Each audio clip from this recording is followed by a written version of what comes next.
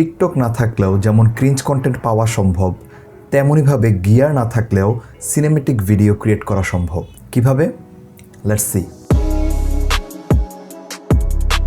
For converting a simple video to a cinematic video, the most important part is lighting.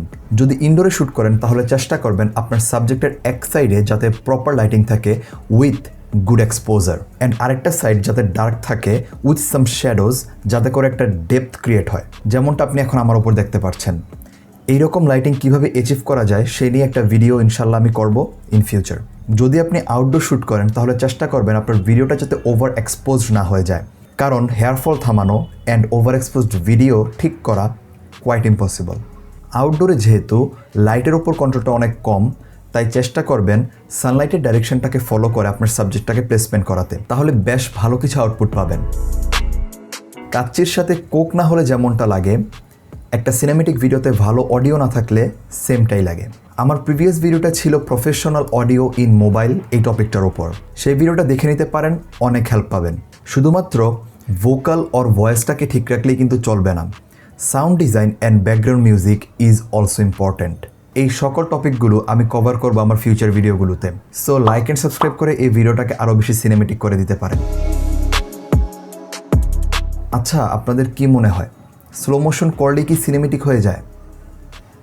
একটা জিনিস একদম ভালো মতো ক্লিয়ার রাখা উচিত যে স্লো মোশনের কিছু স্পেসিফিক রিজন থাকে, যেমন কোনো একটা ফাস্ট মুভমেন্টকে স্লো হিসেবে প্রেজেন্ট করার জন্য, কোনো একটা মেশিন যেটা অনেক ফাস্ট কাজ করে সেটার মুভমেন্টটাকে স্লো মোশনে দেখানোর জন্য, কামনেস প্রকাশ করার জন্য, অ্যান্ড বিল্ড আপ শট হিসেবেও কিন্তু স্লো মোশন ইউজ করা হয়। কিন্তু না, আমরা তাও সব জায়গায় স্লো মোশন ইউজ করব, তাই না?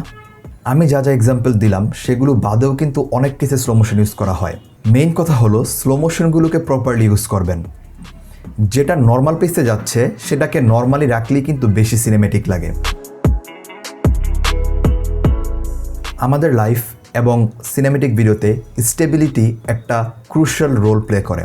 স্টেবল লাইফ কিভাবে পাওয়া যায় সেটা আমি জানি না, বাট স্টেবল ভিডিওর ক্ষেত্রে যখন আপনি রেকর্ড করবেন তখন আপনি হাত দিয়ে ফোনটি কেমনভাবে ধরবেন যাতে করে সেই ফোনটি না কাঁপাকাঁপি করে, অ্যান্ড ভালো কিছু ফুটেজ নেওয়ার জন্য একটু স্লো মুভমেন্ট রাখবেন যাতে করে আপনার ভিডিওটা অনেকটা স্টেবল দেখা যাবে। রিসেন্টলি আমি একটা চিপ গিম্বেল ইউজ করছি যেটা আমার ওয়ার্ক ফ্লোটাকে অনেক বেশি স্মুথ করেছে এবং আমার ফুটেজগুলোও অনেক বেশি স্টেবল আসছে, অ্যান্ড পোস্ট প্রসেসিংয়ের সময়ও কিছুটা স্টেবল করা যায় ভিডিও ফুটেজগুলোকে। সিনেমেটিক ওয়ার্ডটা কিন্তু এসেছে সিনেমা থেকে, এবং একটা সিনেমাতে যদি ভালো স্টোরি না থাকে তাহলে কিন্তু সিনেমা হলগুলো খালি থাকবে। তেমনইভাবে আপনার সিনেমেটিক ভিডিওতে যদি স্টোরি না থাকে তাহলে কিন্তু আপনার ভিডিওগুলো সিম্পলি রয়ে যাবে। যখন আপনি একটা শর্ট ফিল্ম রেকর্ড করছেন তখন কিন্তু আপনার একটা ভালো স্ক্রিপ্ট থাকতেই হবে ফর শিওর। আবার শর্ট ক্রিয়েটিভ যে সকল সিনেমেটিক ভিডিওগুলো রয়েছে সেগুলোর ক্ষেত্রেও কিন্তু স্ক্রিপ্ট লাগে, যেমন আমার একদম শুরুর দিকের ভিডিওগুলো। আর অবশ্যই আগের থেকেই প্ল্যানিংটা রাখতে হয়। যেমন এখন আপনি যে ভিডিওটা দেখছেন এটাও কিন্তু একটা স্টোরি লাইন মেনটেন করে চলছে। আমি শুরুতে কি বলেছি, কোন পয়েন্টটার পর কোন পয়েন্টটা বলবো এবং এন্ডিংটা কি হবে সেটা কিন্তু আগে থেকে লেখা আছে। And yes, it is a story line.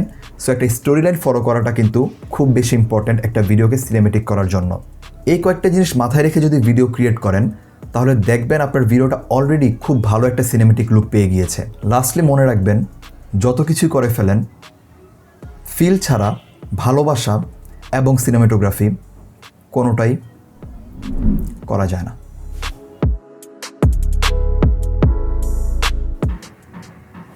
আরে কুত্তার বাচ্চা।